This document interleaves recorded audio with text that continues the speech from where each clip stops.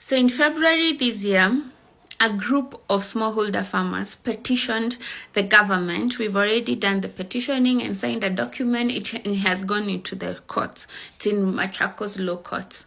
And we're going to have a hearing on the 24th of July 2024.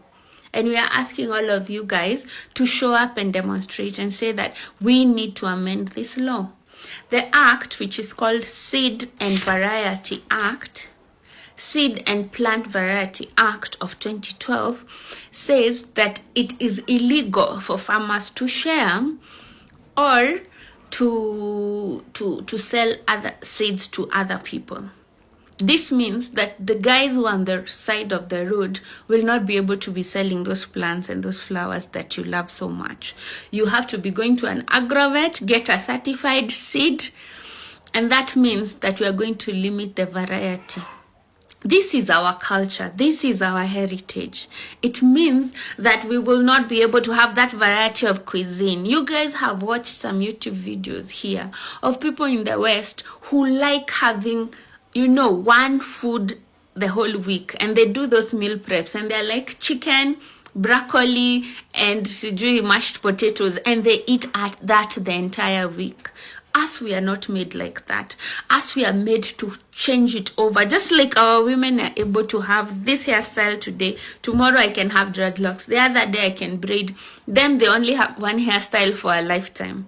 But we are saying we have to protect it, because there are people who are coming to attack us and attack our sovereignty because they want to neo-colonize us.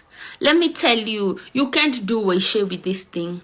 People know that we have something of importance, but they're thinking, how do we curtail them? How do we break their legs? How do we make sure that they do not prosper and go beyond us? And one of the ways they do it is through policies like this that are attacking our food system, that are ensuring that if you are not rich, if you cannot be able to afford 40,000 shillings per kg of onion. So you know how onions cost so much? It's because one of the things is that the seeds, when you go to an agrovet, 1 kilo is 40,000, and you can go and confirm.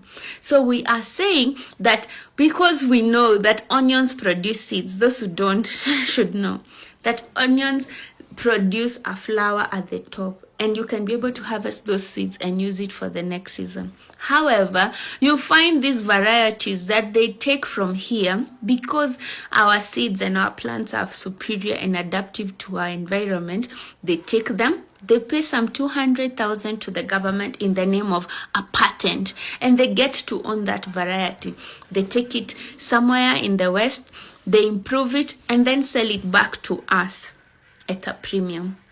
And that means if something like a COVID happened, you will not be able to access that seed, and you'll have to wait at the mercy of the person selling you. And these multinationals, that's what they want. And we are saying since 2012, this act has been there. And we're in 2024. This is 12 years ago. It has been happening, although it has not been enforced. And we are saying we are up. Kenya, we are up. And we are waking up the rest of Africa as well. And we are saying that how did this sneak in? This part should be removed, because our constitution of 2010, the referendum that we had, we agreed as a people that we should protect, we recognize the sharing of indigenous seeds among the Kenyan people. And so the constitution supersedes this act. So I'm even wondering, how does this act even belong here? It should be scrapped already, because in itself, it's illegal based on the constitution. The rural people know how to what to see wajinga. People are not idiots. They know how to preserve their seeds. They know how to share their seeds. They know how to get that variety, that agroecology and blending of the ecosystem. And we are saying some people from the West came and told us, in the name of food security, start using pesticides. And most of these seeds you've seen, they are covered with pesticides. The mahindi they bring us, they are pink in color and blue in color. And we are saying our own seeds that our grandmothers and our great-grandfathers used to have, They had the skills. They knew how to preserve seeds, how to select the best generation for the next crop during harvesting time. And they knew they would apply ash on it, they would smoke it, they would know how to make sure that this seed stays intact till the next season. So watu wasitubebe ati kama sisi ni wajinga tuelewi. They're showing us how to what. You find managu and terere growing on the road when it's rainy season. It tells you that this terere and managu and kahorora and pumpkin does not need any fertilizer, chemical fertilizer. It doesn't need any irrigation. It also doesn't need any, you don't need to go and buy seeds. It just grows naturally. Why we call it weeding, and a lot of farmers, pale DFK, will go and complain and say, "Oh, the rains are back. Now we have to start weeding endlessly." Those weeds that you're removing, God is not an idiot. He knew that his people feed from their own environment. So our environment is customed to produce food for us.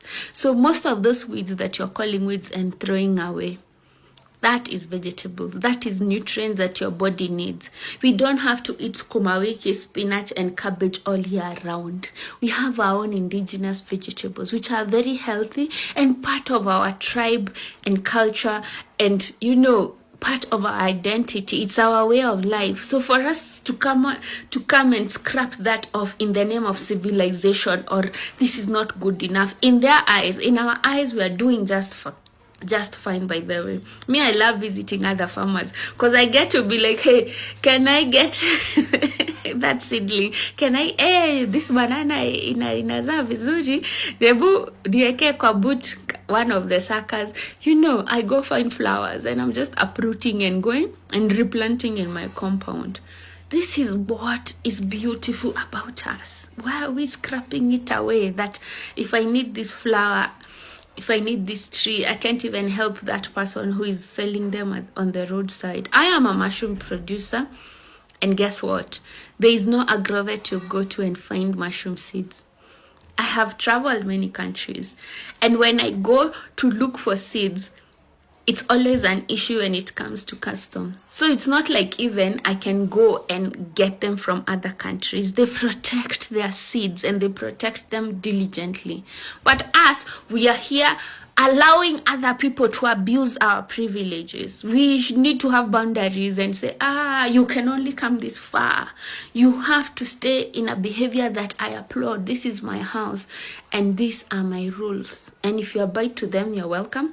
But if you don't, please, kanyaga kubwa kubwa. So meet us on 24th of July in Machakos Low Court. I will be there doing lives, doing videos with placards saying that, we are protecting our sovereignty, we are against food weaponization, and we are saying no to this. Like, it's okay if the rest of the world is okay with this, but us as Kenyan people, us as people who are small scaleholder farmers, you cannot arrest my mother or my grandmother because she has, sold some seeds over there to her neighbor. How?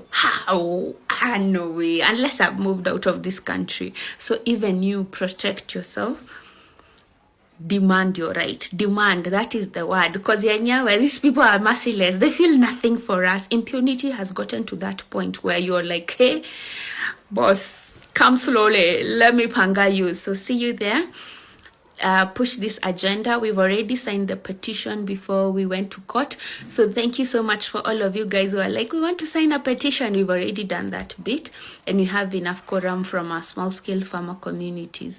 But for the rest of the Kenyans, this affects you as well. Food is the most important thing to a human being. Before all other things, it's food. So let's protect our heritage. And bye. If you have any questions, ask me down below. Have a great day.